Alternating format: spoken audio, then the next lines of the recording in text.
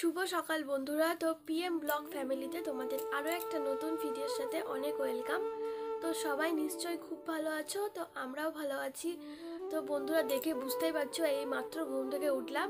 তো এই যে বিছানার মধ্যেই বসে আছি। আজকে ভালো একটু ঠান্ডা পড়েছে অনেক দিন পর, মানে কি বলো তো, ঠান্ডাটা প্রায় চলে গেছিলো। আজকে কুয়াশাও পড়েছে খুব বাইরে, আর ঠান্ডাও পড়েছে। আর এখন কটা বাজে বলো তো? এখন বাজে হলো সকাল 4:30। তো আমরা এতটা সকালে তো উঠি না, তো ওঠা হয়েছে। আজকে একটু ঘুরতে যাবো, মানে 6টা 6:30টার দিকে বাড়ি থেকে বেরোবো, তো সেই জন্য আর কি আরও তাড়াতাড়ি ওঠা হয়েছে। তো এখন আমরা রুটি বানাবো, মানে আমরা দুজন, আরও 4-5 জন যাবে আমাদের সাথে। তো সেই রুটিগুলো এখন বানাতে হবে। বাইরে রুটি আগের দিন রাতের বেলায় রুটি বানিয়ে আটা মেখে রেখে দিয়েছিলাম।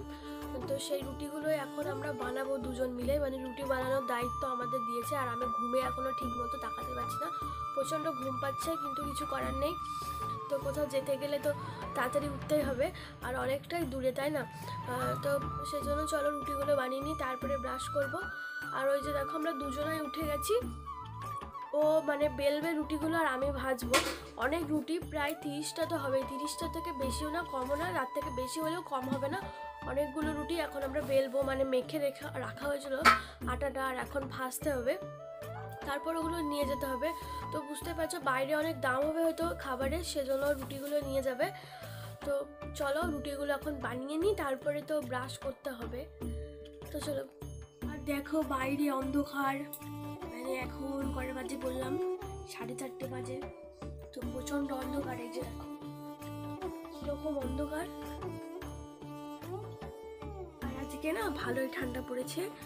আর কি বলতো, বাইরে আমি যেতে পারবো না, কারণ আমার ভয় লাগে একা একা, মানে আমার প্রচণ্ড ভয় লাগে অন্ধকার। আর এই যে দেখো এখন এখানে রুটিগুলো গোল গোল করছে, আর আমি ভাজবো আর ও বেলে দেবে। তাড়াতাড়ি হবে না, কত রুটি, অনেক কটা রুটি এটা? 35টা রুটি, ওরে বাবারে, গ্যাস শেষ হয়ে যাবে সব। কি ঘুমই পাচ্ছে। তো তোমাদের দেখায় একবার কতগুলো রুটি দেখো।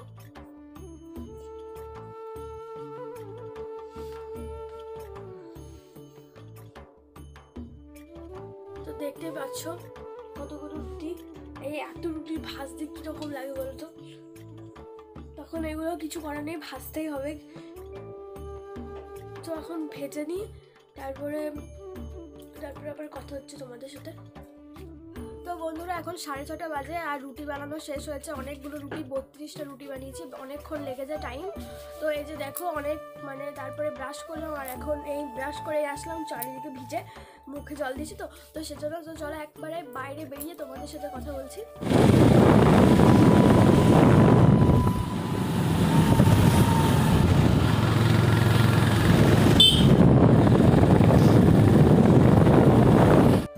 তো দেখতেই পাচ্ছ আমরা বাড়ি থেকে বেরিয়ে গেছি, আর কিন্তু আমরা বাইকে যাব না, যে বাইকে এইটা হলো রানাঘাট স্টেশনে রেখে দেবে বাইকটা, আবার বাড়ি আসার সময় আবার বাইকটা নিয়ে নেবে। তো স্টেশন পর্যন্ত বাইকে করেই যাব। তো এই যে দেখো রেডি হয়ে বাড়ি থেকে বেরিয়ে গেছি। আর গ্রাম বলে এখনও একটু ঠান্ডা ঠান্ডা আছে। আর কলকাতায় গেছি, কলকাতায় গিয়ে তো দেখছি ঠান্ডাই নেই, একটুও ঠান্ডা নেই। তো চলো আমাদের সাথে এখনও অনেকজনই যাচ্ছে, 4-5 জনের মতো যাচ্ছে।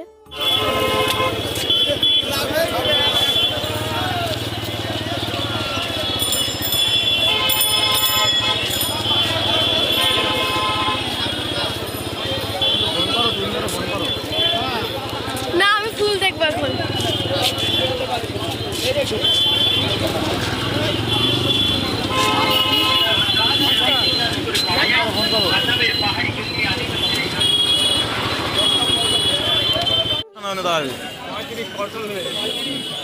বন্ধুরা এখন আমরা হলো ধানতলা বাজারে, মানে আর দেখতে পাচ্ছ কিরকম ফুল, মানে সকালবেলা এরকম ফুল নিয়ে আসে সবাই বিক্রি করে, ফুলের বাজার।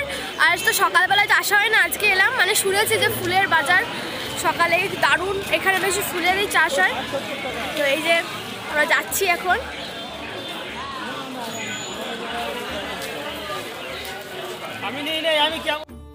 আর আমরা এখন স্টেশনে পৌঁছে গেছি।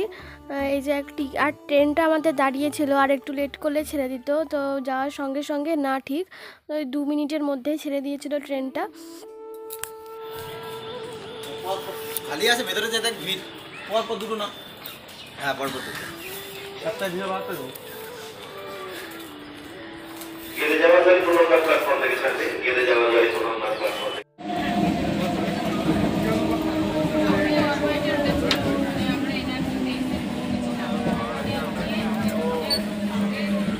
এখন শিয়ালদা যাচ্ছি, মানে শিয়ালদা ট্রেনে চেপেছি।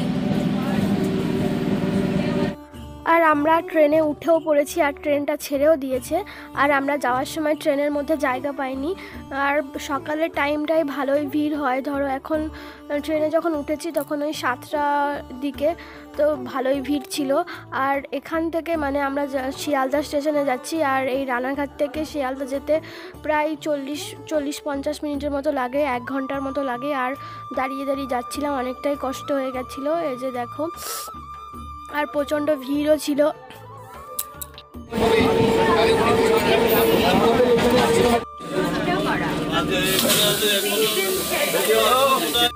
তো আমরা এখন 1 ঘন্টার জার্নি শেষ করে এখন আমরা শিয়ালদা স্টেশনে। আর জানো, পশ্চিমবঙ্গের মধ্যে সবথেকে দ্রুততম ব্যস্ততম স্টেশন হলো শিয়ালদা স্টেশন, আর অনেকই বড় আর অনেকই সুন্দর। তো এই যে আমরা এই পেছনের এই ট্রেনটা থেকে এক্ষুনি নামলাম। আর এটা হলো শিয়ালদা স্টেশনের বাইরেটার। এখন বাজে হলো 9:24। দেখতেই পাচ্ছ কতটা বড় শিয়ালদা স্টেশনটা, তোমাদের তাই একটু দেখালাম। আর এই যে এই হলুদ হলুদ ট্যাক্সিগুলো কিন্তু এই হাওড়া বা কলকাতাতে মানে শিয়ালদাতে আসলেই বেশি দেখা যায়, মানে আমাদের ওদিকে আমি কোনোদিন দেখিনি, কলকাতার মধ্যে দেখা যায়। দেখো, আর আমার সাথে সাথে তোমরাও একটু কলকাতা শহরটা দেখে নাও।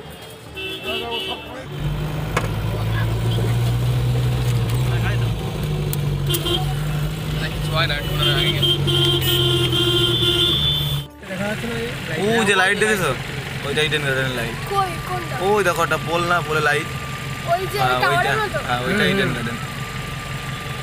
খেলা হয় তাই না? ওই দেখো, ওই দেখো কি দেখবে, এই ট্রেন গার্ডেনের লাইট। হ্যাঁ, এই জায়গাটার নাম কি জানো? আর আমার সাথে সাথে তোমরাও নিশ্চয়ই দেখছো কলকাতা শহরের রাস্তাঘাট কীরকম, কত সুন্দর। আর কি বলো তো, কলকাতা তো একটা বড় সিটি, সবারই খুব ভালো লাগে, আমারও খুব ভালো লাগে। তো দেখো, এত সুন্দর একটা জায়গায় এসেছি, তাই তোমাদের রাস্তাগুলো একটু দেখাচ্ছি, গাড়ি ঘোড়ার রাস্তাঘাট। আর কি, এটা হচ্ছে রেড রোড। এখানটায় ভবিষ্যতে তোমাদের বিয়ে হবে, তার ছেলেপুলে হবে, হ্যাঁ সেই ছেলেপুলের মানে শিখবে এখানে ক্রিকেট। এখানে এই তো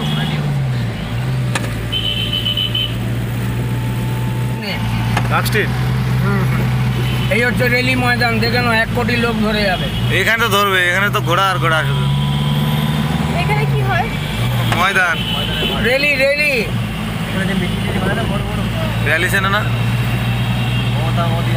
ইন্দিরা গান্ধী এখানে মিটিং করে গেল, হ্যাঁ রাজীব গান্ধী করে গেল, তারপরে জ্যোতিবাবু করে গেল, মমতা ব্যানার্জি করলো। জায়গা আমি তো ওই ভেবেই আইছি, ময়দানে বসে খাবে, কি খাবো এখানে? দেখে নিও কি খায়।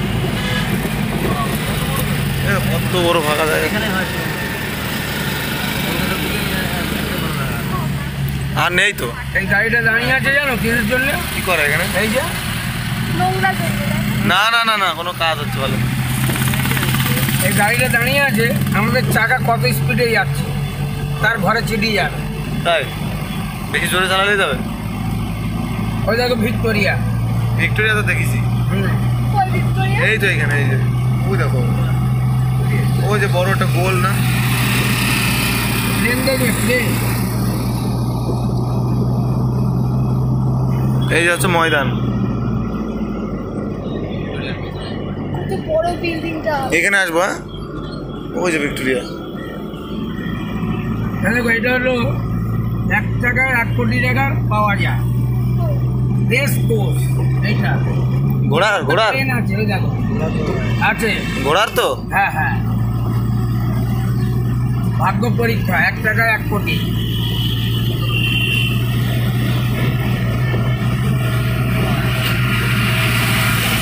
এটা হলো ভিক্টোরিয়া, আমরা বলি লাভ পয়েন্ট। ভিক্টোরিয়া মেমোরিয়াল হল। কলেজের মেয়ে ছেলেরা সব এখানে এসে আড্ডা মারে। তাই? হ্যাঁ, ওই জন্য নাম রেখেছি আমরা লাভ পয়েন্ট। বাহ। মা, আমার দেরি হয়ে গেছে, আমি যাচ্ছি।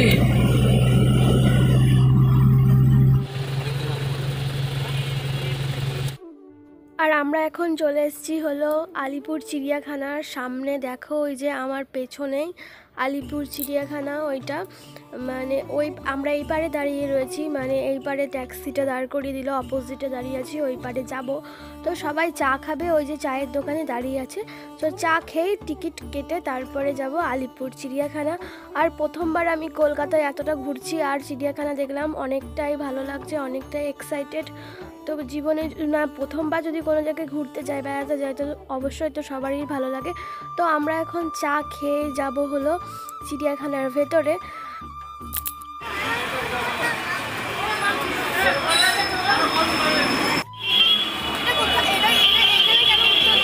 ওই পারে যাবো না, এটা ওভারব্রিজ।